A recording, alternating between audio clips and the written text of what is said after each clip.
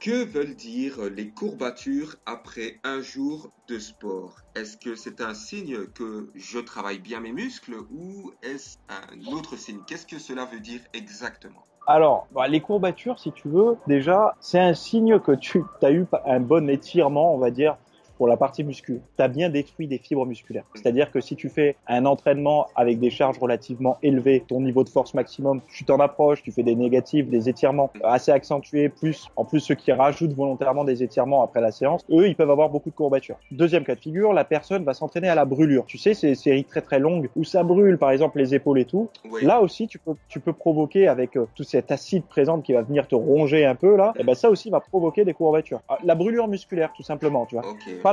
Pas la congestion, la brûlure musculaire. La brûlure musculaire, en général, quand tu atteins un échec, quand tu fais à la brûlure musculaire, c'est jamais un vrai échec. C'est un échec parce que c'est trop douloureux. Mais c'est pas le même échec que l'échec au développé couché où tu peux plus monter. Pareil pour les mollets. Tu sais, quand tu travailles les mollets, au bout d'un moment, ça te brûle tellement que t'arrêtes.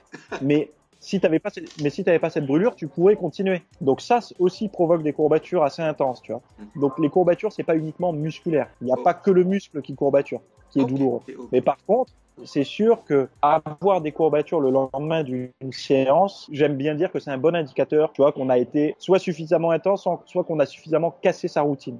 Parce que ça veut dire que, si tu veux, le corps a besoin de s'adapter à cette contrainte, tu vois. Surtout si on n'a pas été dans des extrêmes. C'est-à-dire que tu peux avoir des courbatures. Si je reste toute la journée le bras à un poteau comme ça, en étirant mon pec, le lendemain, je vais avoir mal. Mais c'est pas très intelligent, si tu veux. Par contre, si tu fais normal, où tu vas faire plusieurs exercices et que le lendemain, tu as des courbatures, tu peux te dire, bon, là, à ma séance, j'ai quand même bien donné.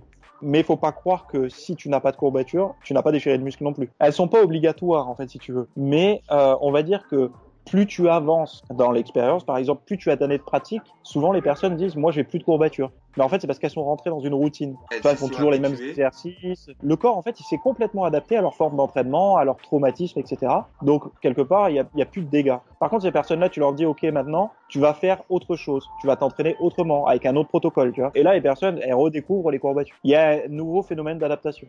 Ok, le débutant, dès qu'il commence, il a des courbatures, mais venu à un certain moment, comme on vient de comprendre, quand on s'y habitue tout le temps au même mouvement, au même traumatisme, comme tu as dit, on n'est plus obligé d'avoir des courbatures, on n'en aura peut-être plus, mais cela ne veut peut-être pas dire que nous n'évoluons pas, si je me C'est trompe pas. ça.